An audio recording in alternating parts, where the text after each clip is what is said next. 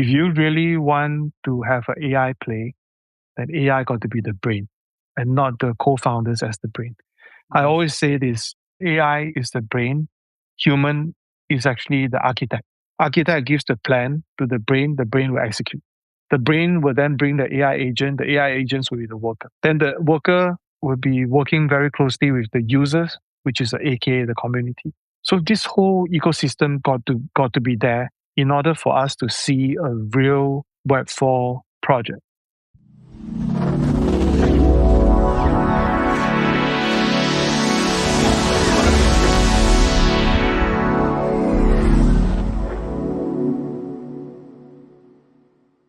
Hey everyone, welcome to the Smart Economy Podcast, where we ask your favorite builders the questions you wish you could ask them yourselves.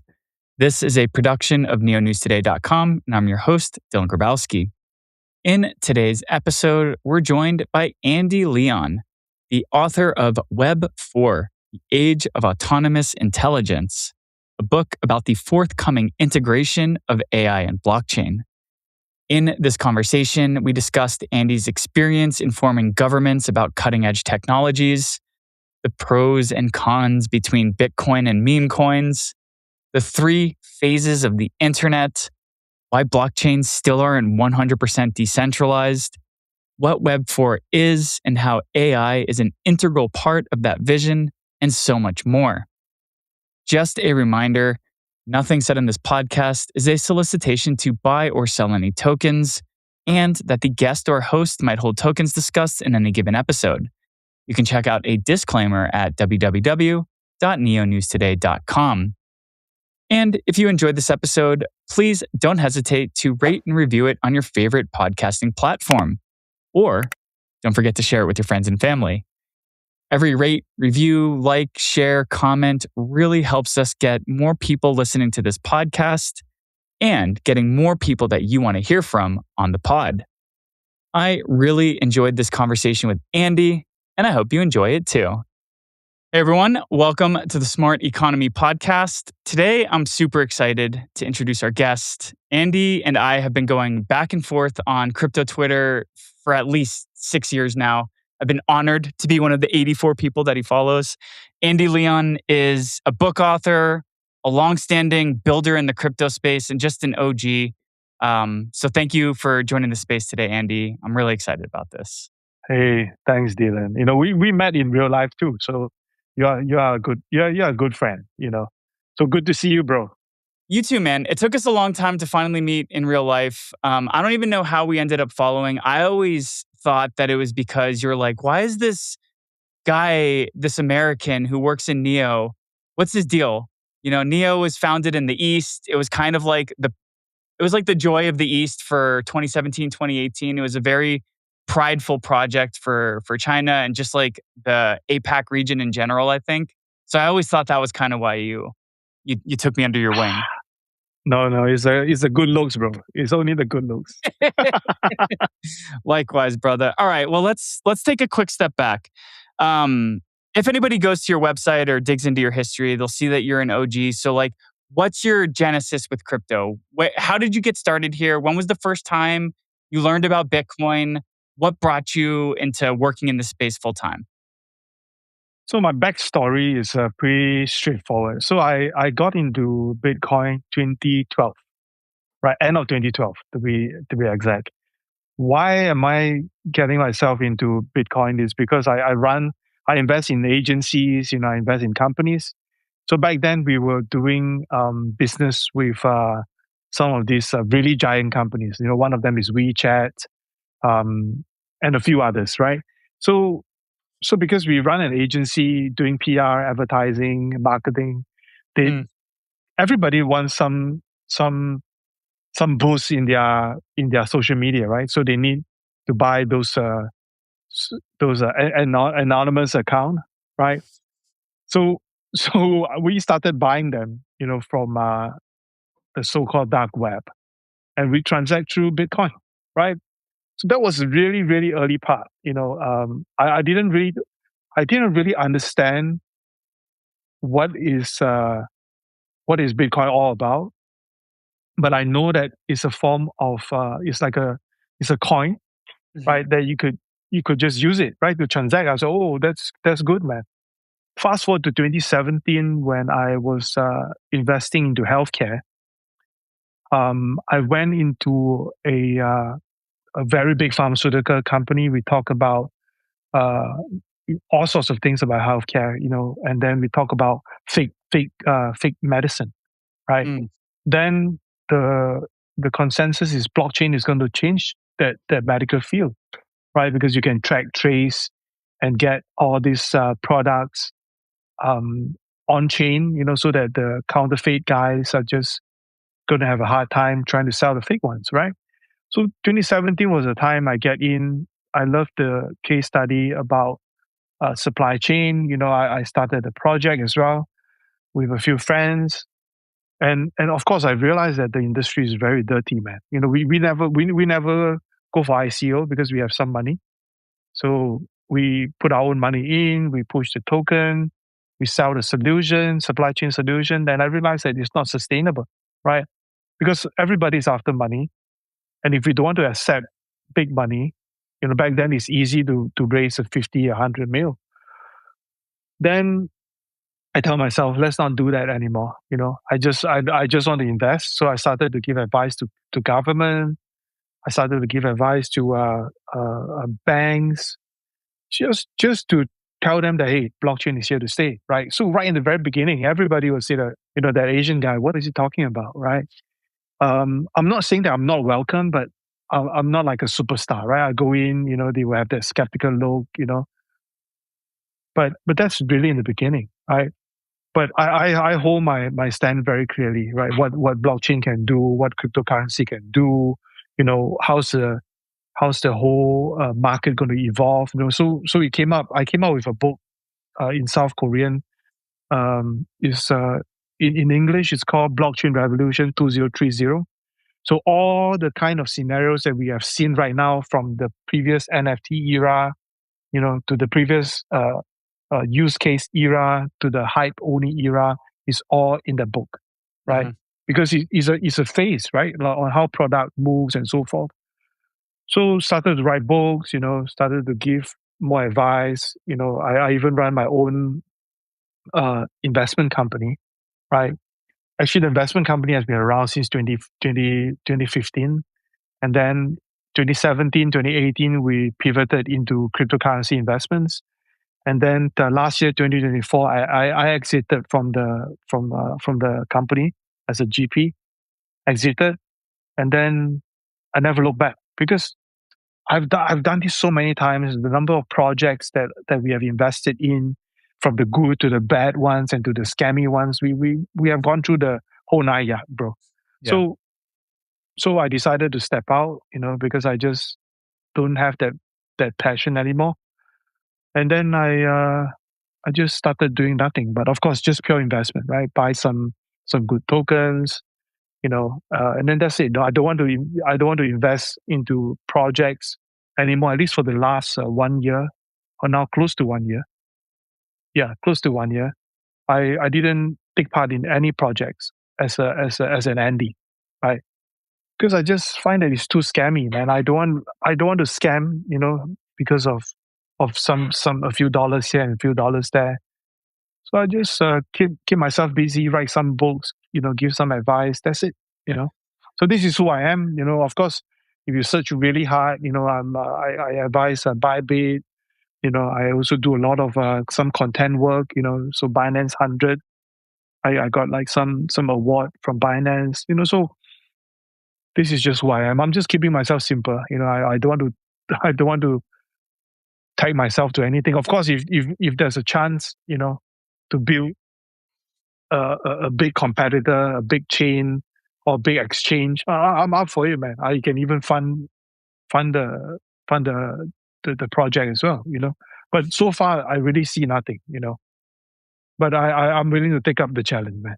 Let me just jump right in because I think you're being a little humble and saying that you've just done nothing. And one of the things that's always fascinated me about you is how you're out, you're in the space, and you've built this following on Twitter, And, it's like, who's this guy, Andy? Where'd he come from? And now you're talking about the companies that you founded and the rooms that you've been able to get into.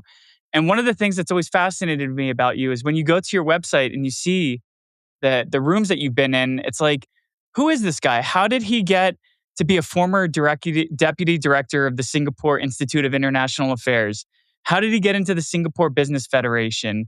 How did he get into the Korea Esports Industry Association, the Singapore chapter?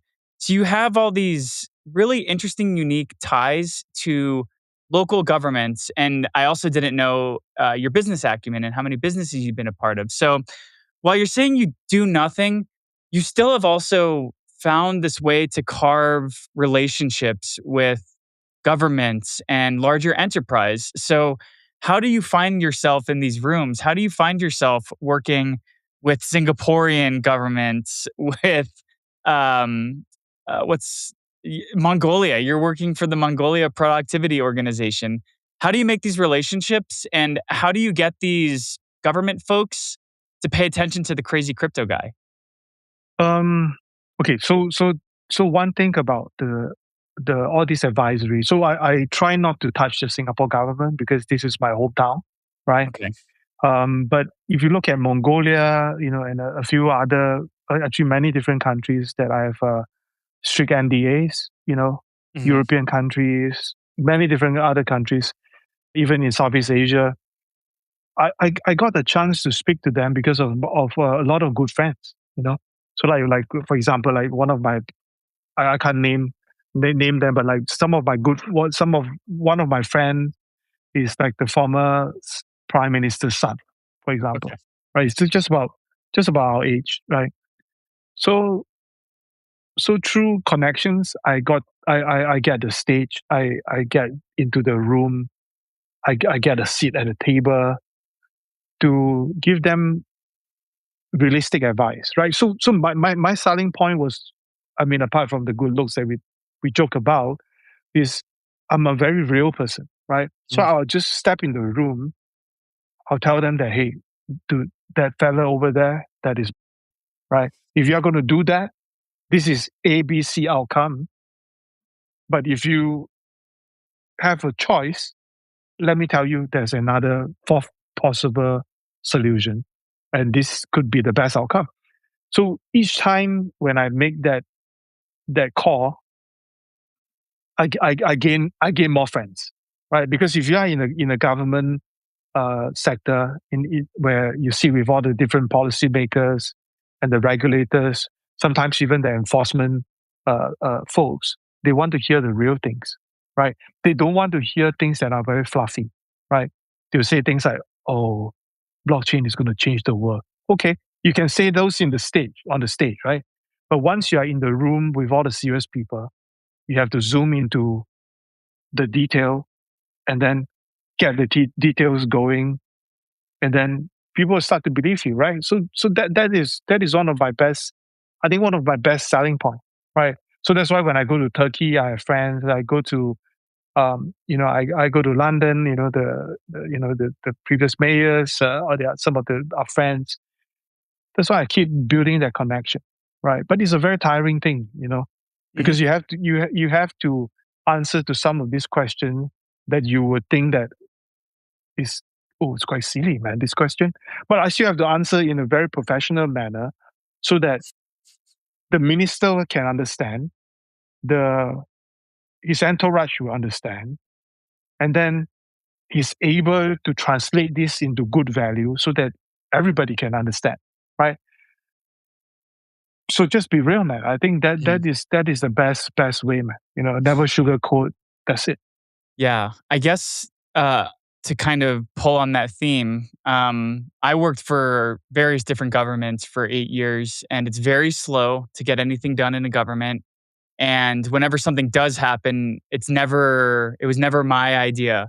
It was always somebody else's idea. So how have you seen the kind of results of these reactions and relationships? I get that you don't even spill details, but have there been conversations that you've had with prime ministers, with government bodies where you might have changed their mind from doing something bad and you could point to, oh, they did this because of this conversation? I dare say that many of those guys who have spoken to me are kind of brainwashed by some of my ideas, right? And the cool thing about me is I don't want to take the credit, right? I instill the idea to the to the front man so that the front man can instill the idea to the minister, right? And then they can have a good discussion and think that is their idea, right? Because my role is not to run for prime minister, right? Right. My role is to make sure that I empower them so that they can make the right decision. So I never want to be on the in the limelight. That's point number one.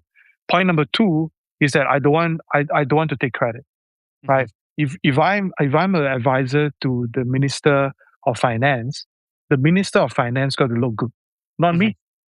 There's no need for you to quote me in the consultation paper saying that Andy Lian da da da says this and this, and we all agree. If my name will be shown in the minutes, when somebody took minutes in the meeting, but I never want to be part of the paper because the finance minister got to be the person who have the limelight, right?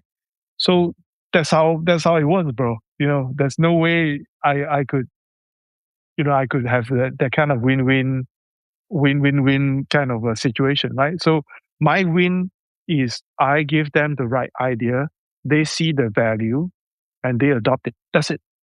I'm very clear with what I'm positioned in because I run businesses, right? We invest in companies. We talk to very, very smart people. So sometimes, because we see it from that angle, we tend to know how to position ourselves. So that's the fun part, man, bro. So what interests me about you is you have, I'm just gonna say this in a sensational way. It doesn't necessarily mean how it sounds, but you get these opportunities to get into these rooms with people with power, and you get to have these conversations, these intimate conversations with elected officials and with other officials that are in power in different governments around the world. But if somebody goes to crypto Twitter and they go to your profile and they look at what's Andy all about, you're always talking about the community. And really, you've been kind of, and this has always blown my mind. I don't like meme coins. We've actually spoken about this on one of your spaces before, but you are a total believer in the community that forms around a meme coin. So I would say that in the years since you stopped doing things, 2024, the past couple years, you've really been leaning more into community and meme coin. So why do you believe in meme coins so much? Why do you believe in these communities that form around tokens? Why is that what makes you excited to talk about crypto today? I'm still very excited about crypto because I think it's still the future money, right? Then the future money should belong to the people, right? And the people equals to community, right? Let me ask you this, Dylan.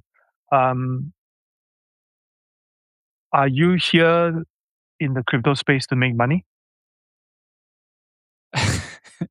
If I was, yes, I would have done it wrong. But no. No, that definitely you're not, right?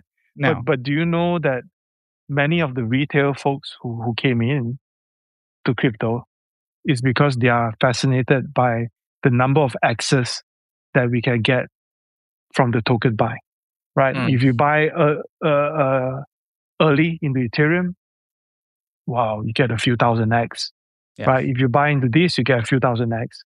Right now, honestly, it's very difficult. The only thing that can draw people in is via meme coin, right? Meme coin can give you 1,000X, right? If you go to like a swap or maybe like a terminal or even like a DEX, it's difficult to get that 1,000X, right? So small money gives you more hope. Meme coin is the only thing that I can see that can gather people, make it happen, and then buy a dream. That's it, right? So of course, if you are an investor, not a gambler, you would have different portfolio, right? So maybe you're 50% on memes, and then the 50% on the layer one, you know. So that is the attractiveness of meme coins. It gives you a hope, right? And it's the easiest way for people to gather, right? Why would people gather? Because they like the so and so blockchain. No way, man, right? They gather because they can make money. They build because they can make money, right? That's it, right? So meme coins are actually the lowest hanging fruit for communities to be built and for the people to gather, right? What killed the meme coin space right now at this current moment are the launches, right? The launch pads. If you make everybody so easy, so free to just click and be a developer, then you kill the game, right? You need to have a certain guardrail to make sure that people can understand what you are trying to do, right? Have fun, and then build the dreams together, right? Because you lower the barrier of entry, any Tom, Dick, and Harry can become a developer per se. It kills the game, right? So, Right. so I spoke to some of these launchpad guys, you know, the founders, privately. I say, hey, dude, you know, are you not going to put a guardrail? They say no. You say the big boys are not doing that. You know, the big exchanges are not setting a guardrail. I'm not going to do it. Okay, but ultimately the control got to be there, and the control should not be coming from the regulators. The control should come from the industry, right? You might have a independent counsel. You might have a not-for-profit organization to set up the control, right? So we need to set the control and not give the power to the government, because once you give the power to the government, they control your decentralized network.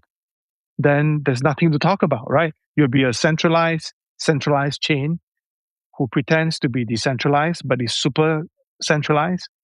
And then why are we here, man? Why don't we just work for the bank, right? Why are we here, right? So we got to understand why we are here, bro. You know, so it's a simple theory, right? If you are into the crypto space, drive things that brings value to crypto. That's it. Simple theory, man. I want to take a step back and say that the whole reason why I first got into crypto is, I did want to make money. I didn't want to become like a millionaire at any means necessary, but like the first time I got my first staking reward, that was when everything changed for me, when I could earn passive income in crypto. And that was what opened my eyes in 2017 to what this place could be. And I also want to say that I appreciate your perspective and your vision for why meme coins. A lot of people probably got into crypto because they could hit that home run. They could make that 1000x. And meme coins today is the only place to really do it. It's just, my whole theory was that the whole meme coin craze really happened in 2023 and 2024 was because of governments. The United States government was cracking down on crypto, was Operation Choke Point 2.0, was debanking people. And the only way that anybody could have a competitive edge in crypto in the US in 2023, 2024 was in meme coins. And that's when we saw just Pump Fund launch and all these other crazy launch pads. So I always felt like it was the government that pushed people into playing with meme coins. True. Partially, yes. But if you look at the space right now, the new meme coin, stable coin, you know, you get what I mean, right? Because they accepted the fact that stable coin is good. It's good because it's tagged to US dollars, right?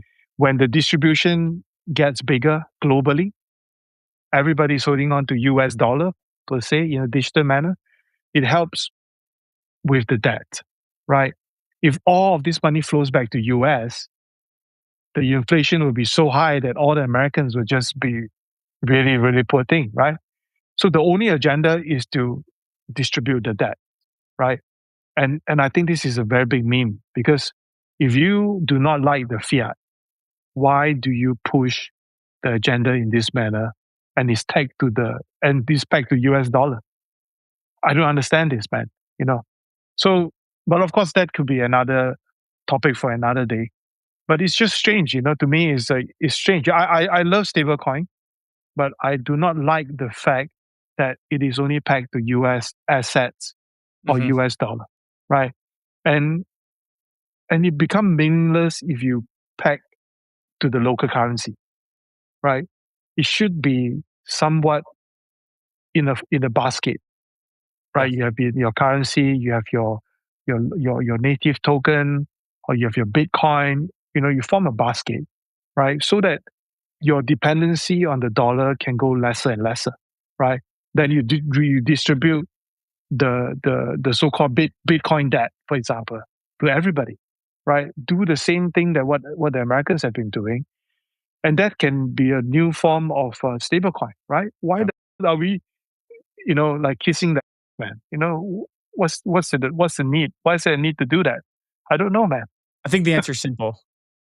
The United States US debt instruments like treasury bills were for the longest time viewed as safe instruments that would give you yield really easily. And so right now, to have like a tether or a circle that's just sitting in treasury bills, you're just earning yield from a safe asset. But as we've seen with every other fiat currency that has ever existed in history, they always go to zero. And so it's only safe for as long as it exists, which kind of, and I brought this up with you again on the space that one time we were on the Twitter space. Why are we not just getting everyone to get into Bitcoin? Because if the Mm. fiat currency is going to collapse, then like Bitcoin, Ethereum, these native tokens are the ones that are going to be the monies that survive the US dollar, the Chinese yuan, any real in any country, the British pound, you name it. So I guess another thing I want to ask you is what's your perspective on Bitcoin? Because in the space that we were in, you were really pushing for meme coins because meme coins give that hope to somebody and it builds the community. It's a fun place to be, and maybe you make it, maybe you don't. But like, if we're afraid of the dollar continuing to be as strong as it is, how come you're not out there making a case for everybody to get allocated more into Bitcoin? I'm actually very much pro Bitcoin, right? Okay. But holding it as an asset is very risky. Is Mm. very, very risky, right? You need to put big money in to get a small percentage of return. I didn't like it. Of course, I do hold them. I didn't like it. In fact, um, I think we should have a good competitor to Bitcoin, because Bitcoin right now, in very layman terms, it seems like a bundled liquidity, right? Bitcoin is down, everybody is screwed, right? That kind of element will not make Bitcoin the future money. If you want Bitcoin to fight even harder, to work even harder, then you need to find a good competitor for Bitcoin, or even a a Bitcoin upgraded version that can be working side by side or ranked side by side with the current Bitcoin. And I hope that that new asset can do better than Bitcoin, Mm. right?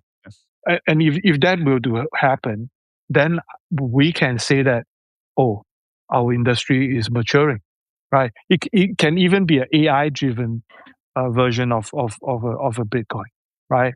Because the consensus mechanism, will change, right? The the control mechanism is also going to change. Perhaps it could be an AI related coin, it could be an Nvidia coin or something. It has to tie back to the usage of electricity, computing power, proof of work, or maybe a more advanced version of proof of work that can drive the industry further. Right now, it's just it's just not sexy enough, man, bro. That could be the easiest way to say it's not sexy enough, for it to become the big future money. Mm-hmm. Things got to change, man. So a competitor would be good. Maybe an AI coin or something, you know. Yeah. All right. Let's use this as a perfect segue into why we have you on the podcast today. Um, Even though I would love to keep talking about nothing but crypto with you in the future of it, you did recently write a book called Web4, The Age of Autonomous Intelligence.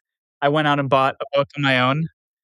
And this is a fascinating book. I got it on Sunday or on Monday. It's Wednesday today, so I have not had a chance to read through all of it. But one of the lines that I really appreciated, and it's in the preface, is that it says, "You said, I urge you to read with skepticism, question with courage, and build with purpose." So I really like that quote because it paints it lets the reader know that there's going to be a lot of difficult discussions that they have to ask themselves when they're reading this book. And the whole premise is that we're entering the age of Web 4.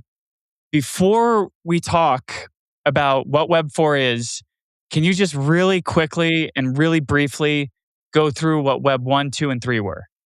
Wow. So Web 1, I would see this from a value capture and also from a user perspective, right? So if you look at Web 1 in the 1990s, it's all read only for consumer, right? And the value capture is somewhat decentralized because it's not really connected, but it's a very static kind of environment. When you go to Web 2, you will see more content,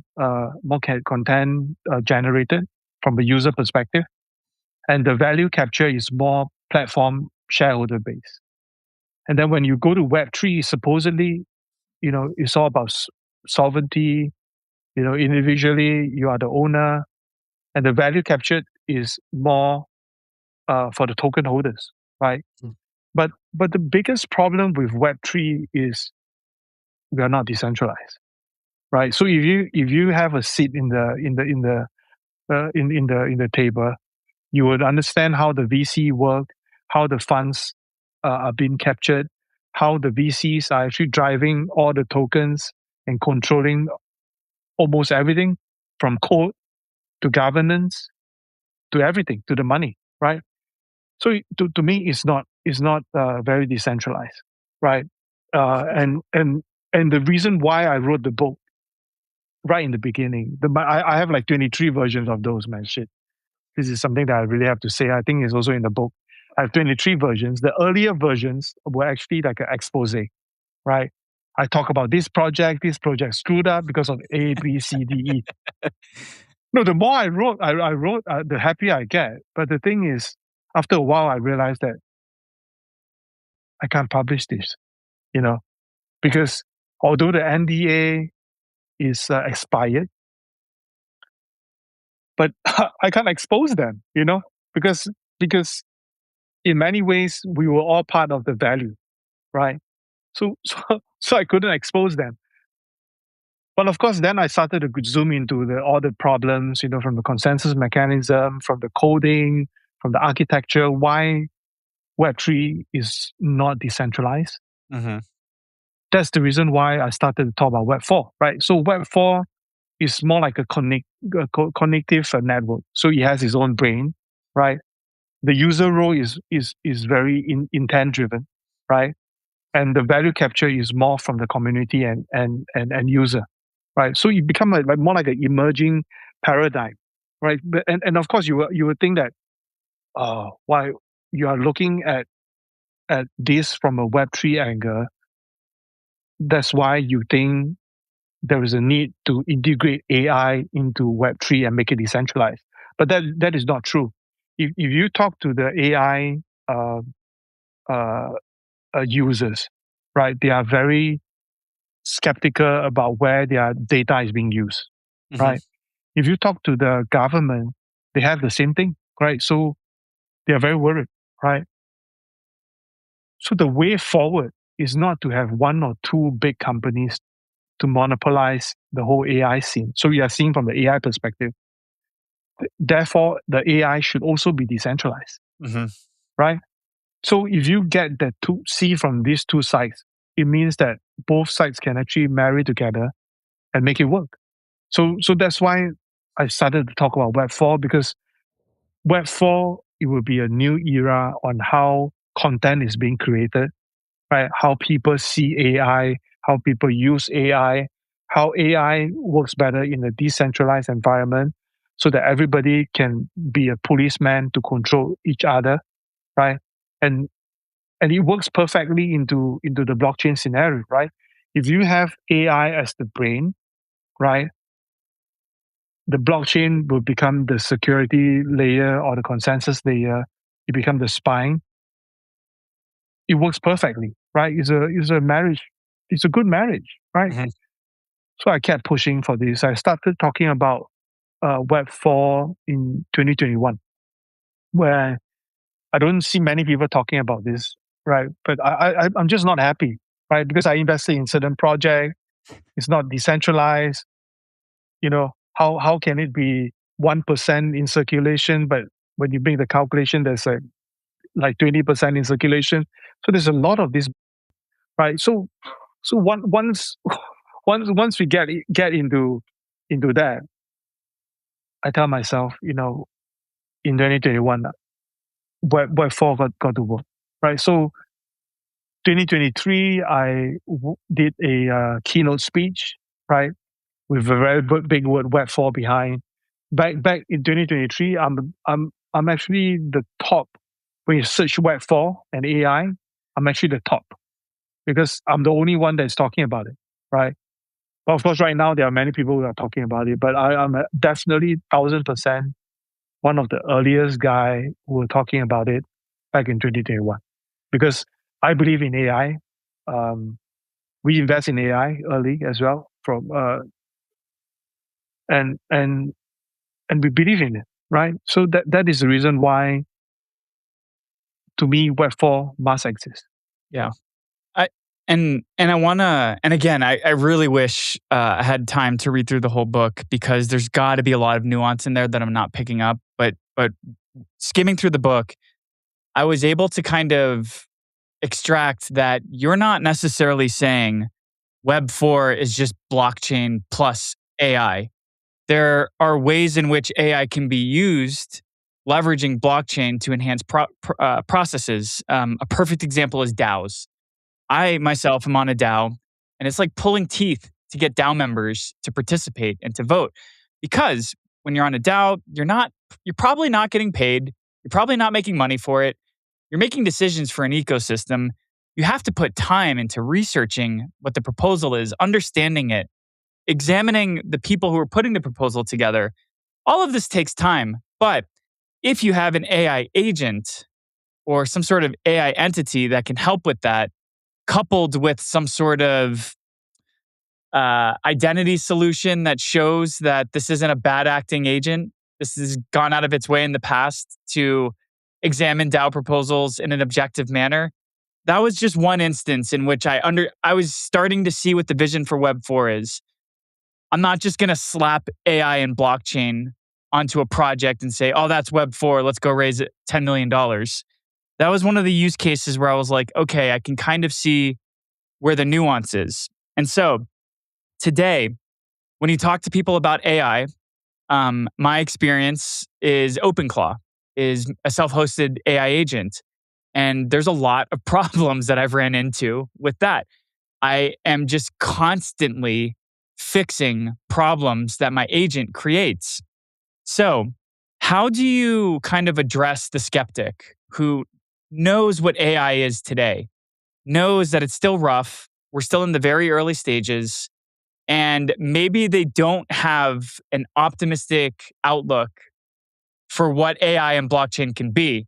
Because if my experiences were the same for everyone, my AI agent would have sold all my crypto by accident, and that would have ruined Web4 for me. So, how, as AI evolves and agents evolve, how does the vision of Web4 evolve as well? What do you think Web4 is today, and what do you think it could be in 5 years? You see, right now, Web4 to many people is actually a concept, right?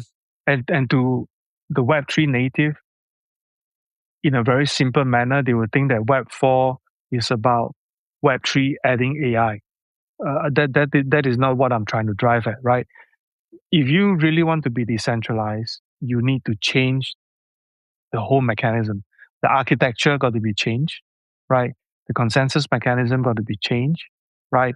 New ZK uh, uh, protocols got to be added in so that you can really achieve that decentralized uh, uh, future, right?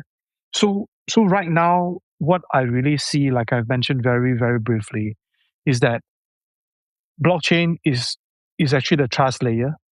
It helps with the verification, immutability, censorship resistance, true user sovereignty, right? But the AI is actually the connective layer, right? They give you the understanding, they help you with the reasoning, they help you to adapt, and then most importantly, autonomously execute some of the agreed outcome, right? Mm-hmm. So so so this kind of concept, although it seems like it's very uh, straightforward, but it's not easy because if you want to have a connective a layer, you need to work from a rule based system. At the very beginning, right? Things are very rigid. A is A, B is B. That's it. To then move on to a stage two, where the large language model would be more generative, right? They talk among themselves, and they learn from each other, right? They learn from all the human interaction, right? Mm-hmm. But then stage four or stage three would be the autonomous agents, which is one of the core theses of how Web4 should be, is that they will have proactive goal for decomposition. They are capable of planning, executing, and maintaining the state over a period of time. You know, so it becomes like a true consensus mechanism, right? So if you just imagine you are in a DAO, right? The human being is the architect of the um of the whole system, right? They come out with the architect. Right now in Web3, the so-called architects wants 50%. So if you have two founders, they want 50-50, right? In the AI space, it will reduce the human interaction and reduce the human core developer power. And most of this power would go back to the community at large, right? Not the fake accounts at large, and also back to the AI, right? Mm-hmm. In order to hit that balance, at least on the consensus level, things can be um, more fair, right? The whole autonomous agent loop is from perception that I talk about, right? You try to make sense of all the unstructured data, right? You try to make sense of all your on-chain transaction, Oracle price feeds, your user through all those very neutral language from the different user. That's a perspective angle, right? Then you go down to reasoning where I talk about the LLMs. Then the last bit will be the action, right? So that would be the simple way to talk about the autonomous loop, right? Mm-hmm. And and this is, to be honest, something that is very missing, right? When we talk about autonomous loop right now, a lot of people would just come and say, "Hey, Andy, what about the 402?" Right? Well, there's a long way because in order for 402 to really effectively work to sort out all this micropayment, the infrastructure got to change, right? How for example, if you want to go for a Netflix, right? Ideally with 402, you can just pay for 30 minutes to watch that movie and then you will stop at the 30 minutes. But but that's in the ideal situation, right? But if the infrastructure from the Netflix platform is not changing to these so-called micropayments, then there is nothing automated or nothing different, from a usual payment that you trigger by yourself using your PayPal account, right? So in order for full automation to really exist and work perfectly, there must be check and balance, right? And the check and balance can reside in the more decentralized Web4 environment where the agents can execute with ease, right? And in a more controlled environment, within the blockchain infrastructure, right? So it's it's fun, it's fun. What I like about the book Web4 is you're talking about a concept. And when we look at the race to get to the end goal of this concept, today we have like MasterCard and Visa creating agentic payment solutions. We have Arbitrum and Coinbase working on their own solutions. You mentioned X402. And they're very young. They haven't been adopted yet. I mean, even X402 has, I don't think there's been more than $20 million transacted on it since it went live in November of last year. We're really early, is all I'm trying to say. And I kind of wanted to go down this line of logic as well, which is why I mentioned my experience with OpenClaw, because we're still really early with AI agents as well. My experience is I was sold this dream where I could launch my OpenClaw and my agent's going to manage my calendar and going to do great research for me and all these great things. And that is not the reality. So where do we stand today with AI agents? Do you see that we're on the right track? Are we not? Are there things that are missing to help build these skills and these abilities into AI agents to get to this vision that you have in this book? What's missing today with AI that's going to help Web4 become real? It will still go back to the to the simple word check and balance, right? Right now, we can see this from a very different perspective. Like if you see from an AI company perspective, things are all controlled by the AI big companies, right? So the agents are working for you, but if you are on the cloud server, your data might be leaked, right? So to me, is check and balance got to be there. Right now, the AI is like a very hardworking intern, right? She's gorgeous. She works really hard, but it's not most effective. You need to train her, right? You need to train her, give her the right data, give her the right instruction, and train her over a period of time. And she can be quite costly, because she couldn't drink the pantry's coffee. Every single coffee must be Starbucks at least, right? That's how some of these AI agent cost half a $500,000 in token. So I think the check and balance is really missing, and I think that the trust layer should be built on blockchain, right? So that you can consensusly agree or disagree. You can even share your GPUs, right? Or even TPUs. You could do a check and balance between a AI and not with one centralized entity to check and balance. It's an AI with all the people that we talk about, the community, to do the check and balance, right? Then it becomes a very self-governing, controlled environment where community contribute, AI gets correction, AI becomes smarter, community gets the answer, right? So you have to see this from a very architectural level, right? So the very first layer will be like the interface layer, right? Natural language, intent-based UX, just a human touch point, right? Then now we talk about the agent layer. The agent layer could be a multi-agent swarms. It could be state orchestration.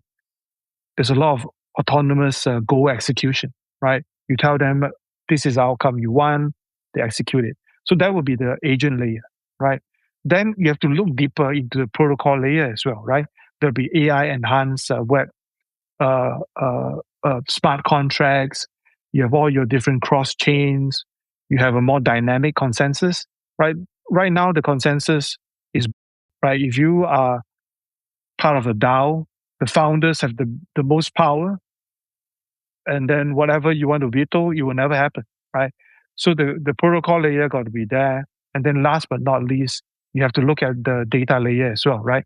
You need to look at real decentralized storage, right?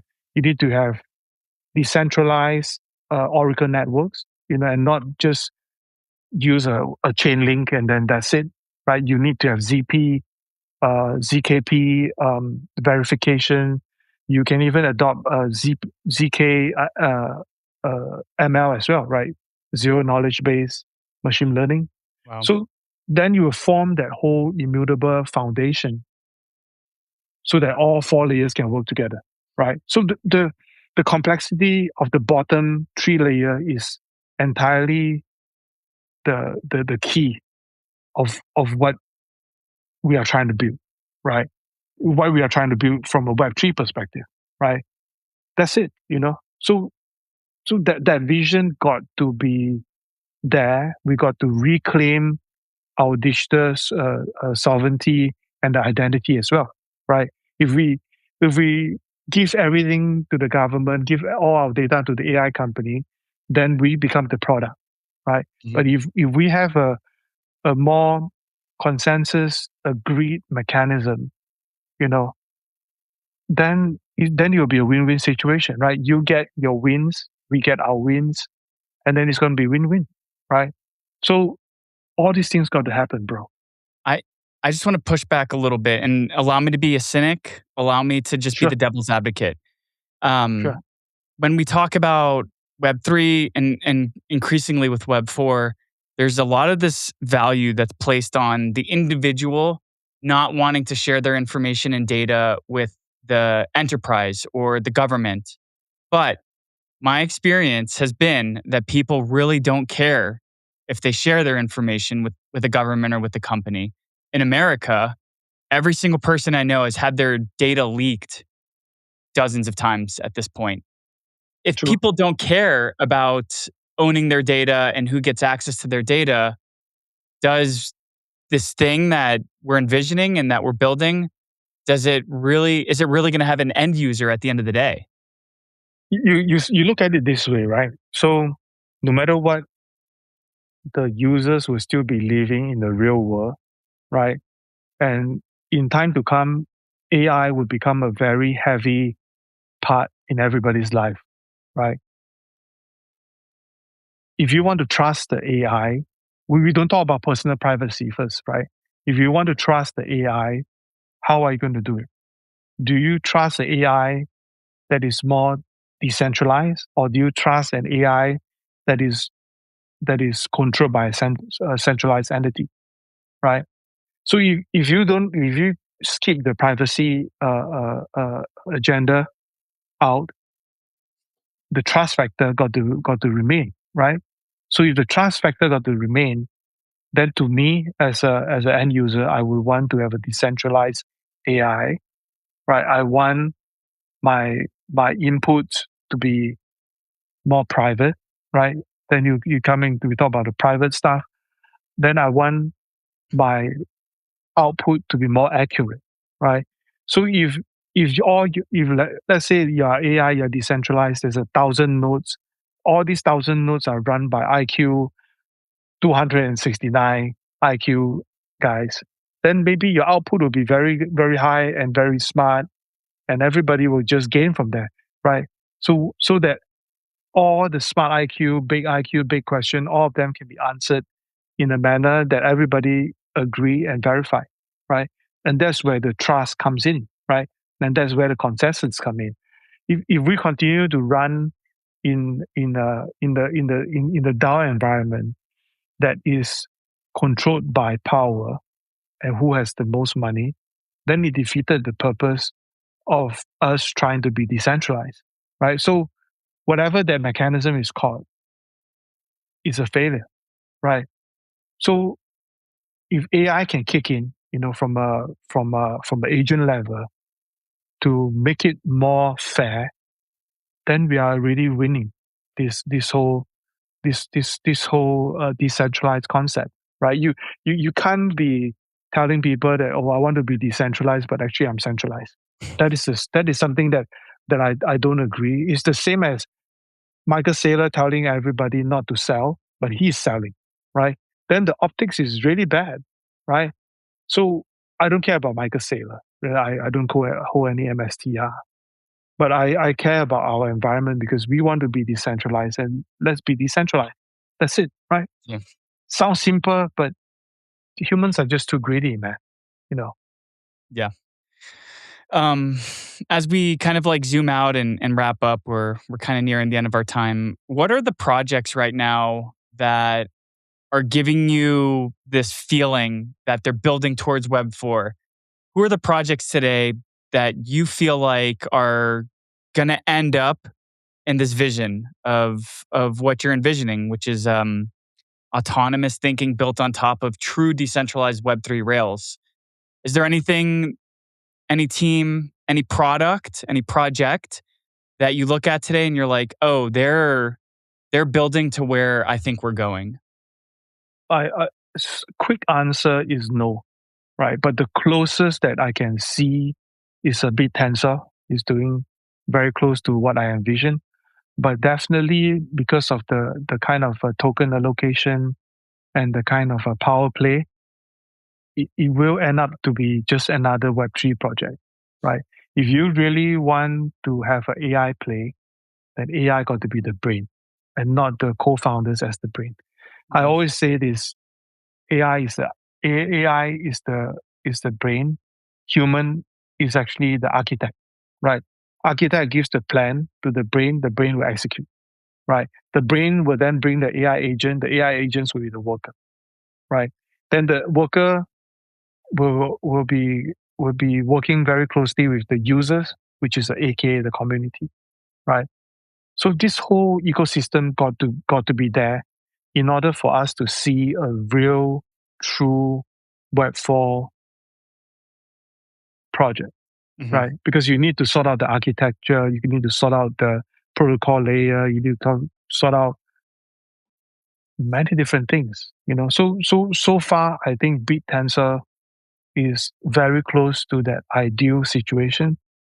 If they can relaunch it, make it different, I think it will be great, But if not, definitely there will be new projects coming up. And I want to emphasize on another thing is that it should be open source, right? If you want to be decentralized, you want things to be transparent, then you have to work on the open source model, right? Open source model doesn't mean that you're not for profit, right? Open source model means that you share what you have developed so that your builder can build on what you believe in and build on the source code that we all agreed upon, right? Of course, there can be some tweaks and so forth, but ultimately it has to be open source, right? And when the user base grow, right, AI would be very cheap or even free. Right now, it's not free because there's a big IPO that is slapped to the whole AI model, right? And I don't like it. I like the Chinese model a lot more because Chinese model is more scalable and it's cheaper. The output based on all those frontier model, in my humble opinion, is less than 1%, right? The task that you give them, how they execute, vis-a-vis American frontier model and Chinese frontier model, I think the difference is less than 1%, in my opinion. Because I compare this with the tasks that I have given them, and maybe some of these chat prompt that I've given them, the output is more or less the same, So it all boils down to how you prompt it, right? How you engineer it, and then how you work it through, right? So this is a very this Web4 concept, is the final outcome will be very similar to Industrial 4.0, where everything is automated, right? So I want to see that happening. to be honest. If everything can be automated in that manner, I think it's going to be really sexy, right? And is really going to change a lot of things that we see, right? You could look into autonomous finance to make DeFi more DeFi and sustainable, right? You could even look at a more advanced healthcare system in our countries, right? And then we can also push the creators economy to the next level, right? Using AI generated content authenticated on blockchain for provenance, and then creators can easily attribute, license, monetize using using AI.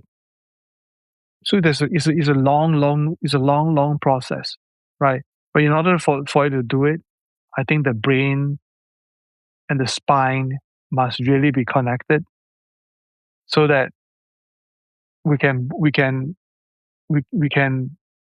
drive this Web4 agenda to the future, and people will be able to accept it.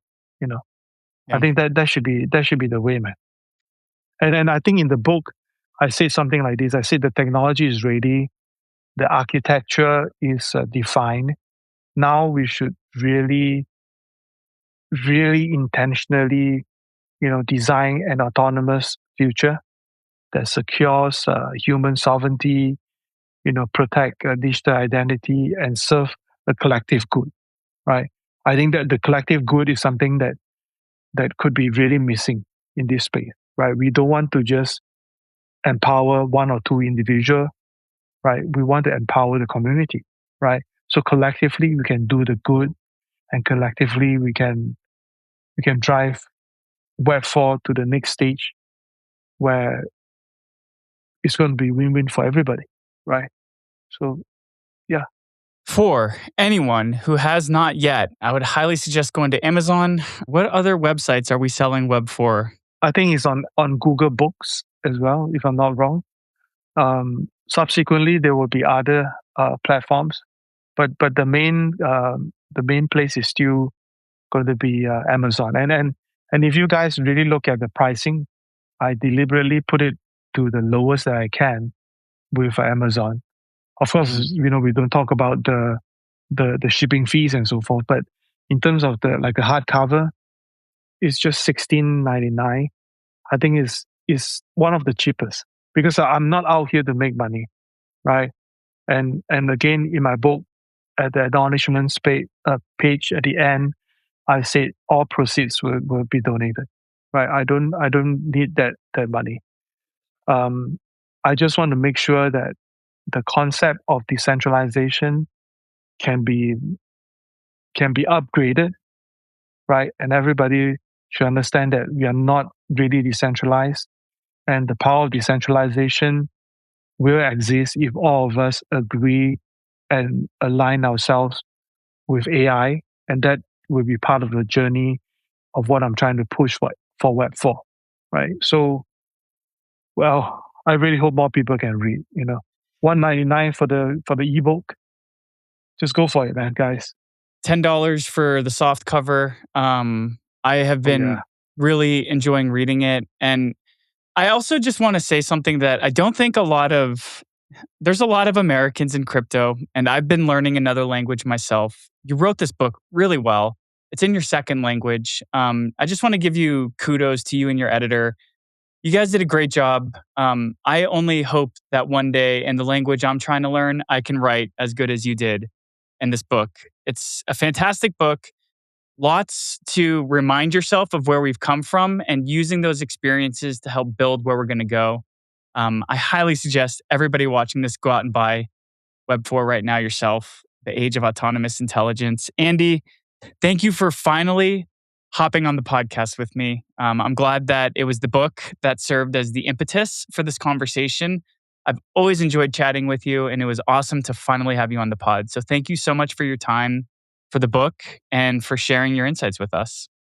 No problem, man. Thanks, bro. I always wanted to speak to you, but we didn't find suitable timing, even when we met face to face. I think in Hong Kong, but that's Texas. cool, bro. Yeah, in Texas too.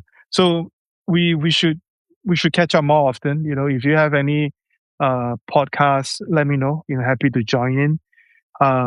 I might also start a podcast session myself soon.